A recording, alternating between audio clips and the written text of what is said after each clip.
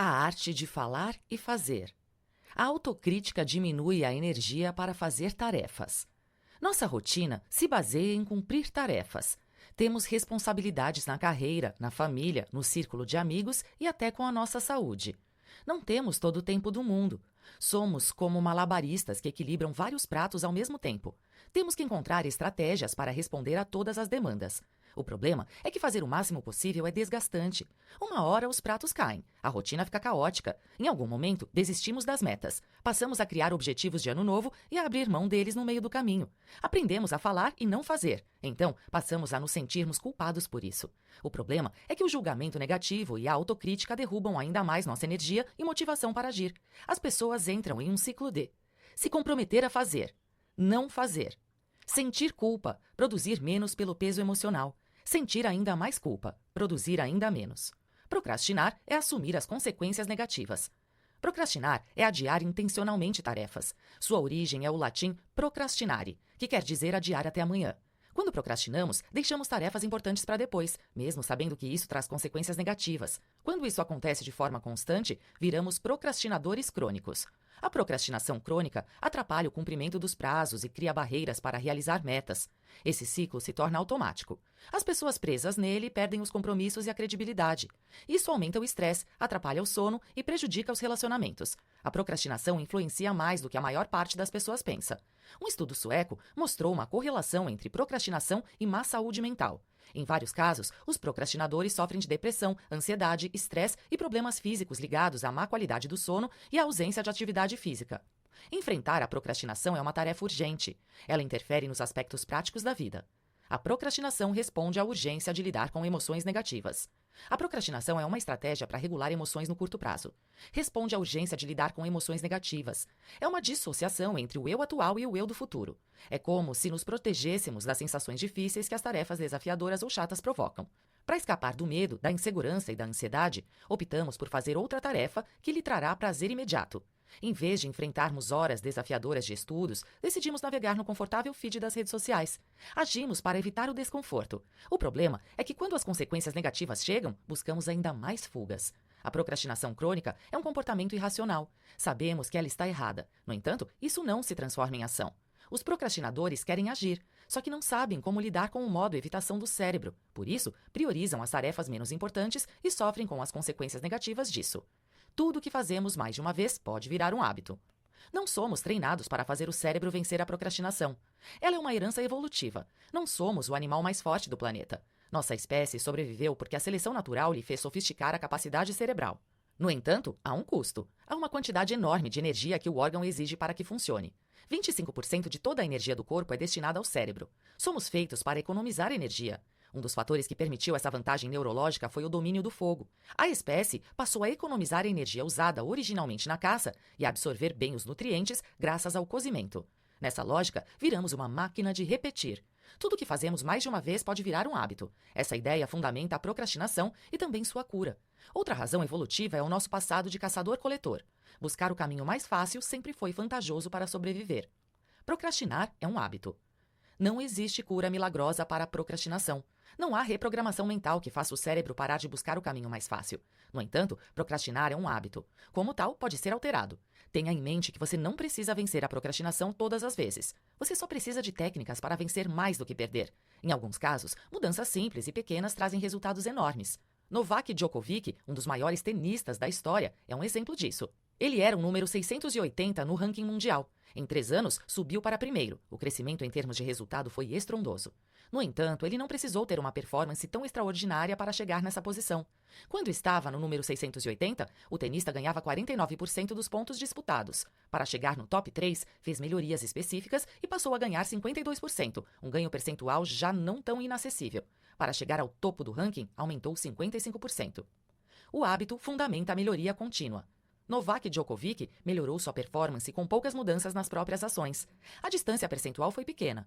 Ele não trabalhou para ser perfeito, mas para ser bom o suficiente. O diretor de performance Dave Brailsford seguiu a mesma lógica para melhorar o ciclismo olímpico da Grã-Bretanha. Seu foco não era treinar os atletas perfeitos, mas melhorar 1% em cada fator possível.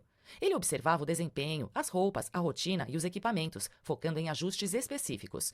Não importa o quão pequena é a melhoria, o hábito inspira uma cultura de melhoria contínua. Assim, transformamos o sonho em algo.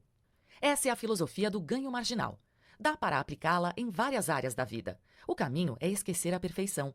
Foque no progresso e implemente pequenas melhorias. Quando juntá-las, farão uma diferença enorme. Invista em metas modestas. O segredo do sucesso da equipe de ciclismo foi a atenção aos pequenos obstáculos. O desafio não é vencer a procrastinação. Já passamos da metade do microbook e o autor conta como pessoas diferentes percebem a mesma tarefa de formas distintas. Alguns acham cozinhar uma delícia, outros uma tortura. Há os que adoram ler, enquanto outros sofrem para concluir uma página. Essa é a dimensão percebida do tamanho do trabalho, algo que conta na procrastinação. Há vezes em que é muito fácil concluir o que queremos fazer. Noutras, passamos horas empurrando com a barriga. O desafio não é parar de procrastinar, mas fazer com que cada atividade aconteça quando temos a energia adequada para o tamanho que percebemos que ela tem. Tarefas e níveis de energia incompatíveis levam a procrastinar. Às vezes, estamos em um momento do dia com um nível muito baixo de disposição para realizar uma tarefa difícil. O cérebro automaticamente analisa o tamanho percebido de uma tarefa e a compara com a barra de energia da disposição. Produtividade é escolher a tarefa adequada no momento certo.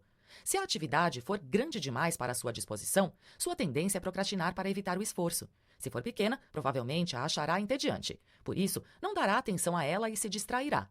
Busque o equilíbrio entre energia e tamanho do que tem a fazer. Produtividade é escolher a tarefa adequada no momento certo.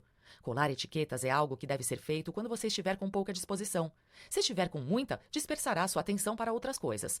A tarefa é pequena demais. Você tenderá a buscar coisas mais empolgantes, que correspondam ao seu nível de energia. No entanto, se você quer malhar ou aprender algo novo, faça quando estiver no pico da sua disposição. Se você é matutino, escolha amanhã.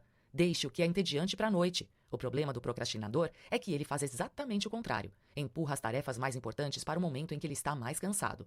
Não dá para ter tudo ao mesmo tempo. A força de vontade é a habilidade de dizer não ao que atrapalha e sim ao que ajuda a chegar aos objetivos. É um músculo mental. Usamos ela quando precisamos resistir a um desejo ou nos concentrar em alguma coisa importante. Quando você acorda cedo para malhar, ainda que o que mais queira seja continuar debaixo das cobertas, isso é a ação da força de vontade. Só que esse é um recurso finito que diminui ao longo do dia. Após uma boa noite de sono, nossa disposição se regenera. No entanto, volta a cair assim que enfrentamos tarefas desafiadoras no dia seguinte. Temos um estoque limitado de autocontrole. Uma das razões pelas quais as resoluções de ano novo não funcionam é o fato de serem grandes demais. Nos comprometemos com mais coisas do que nossa reserva de força de vontade é capaz de lidar. Você pode ter tudo o que quer, mas não ao mesmo tempo. Vencendo o perfeccionismo. Muita gente não convida os amigos para visitar a casa por nunca acreditar que ela é organizada o suficiente. Outros nunca publicam suas ideias de livro ao presumir que sempre há algo a melhorar. Há os que deixam de enviar um e-mail por desejar obsessivamente melhorá-lo. O cuidado excessivo é um fator de procrastinação. Ele nos faz perder prazos importantes ou deixar tudo para a última hora. Um estudo brasileiro feito na Universidade Federal de Santa Catarina mostra que os alunos mais perfeccionistas também são os mais procrastinadores. A busca pela perfeição traz à tona expectativas impossíveis de alcançar.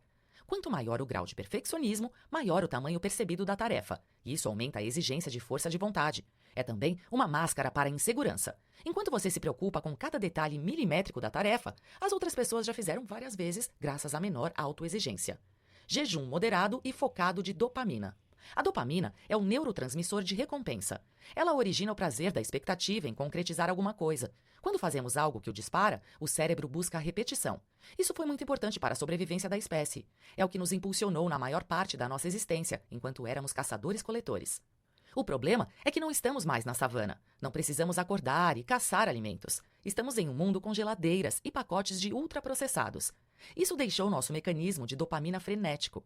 Temos um sistema paleolítico no mundo do TikTok e das bolachas recheadas.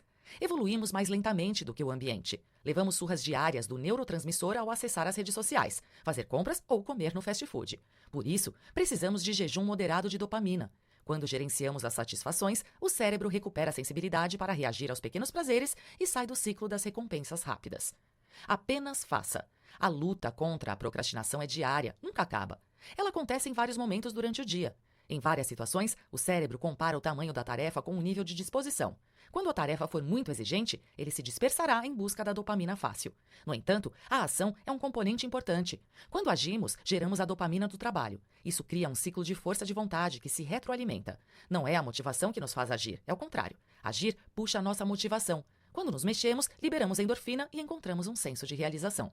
Quando saímos da inércia, manter-se em movimento fica mais fácil. O desafio é dar o primeiro passo. Aqui, o autor sugere uma técnica simples. É a 3, 2, 1, agora!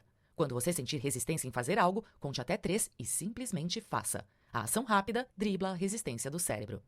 Notas finais. O livro de Jerônimo Tem mostra como o mecanismo de procrastinação funciona e dá dicas fáceis de aplicar no dia a dia. Ideias como escolher a tarefa adequada ao momento, administrar o estoque de força de vontade, evitar o excesso de dopamina e contar até 3 assim que a resistência surgir fazem diferença.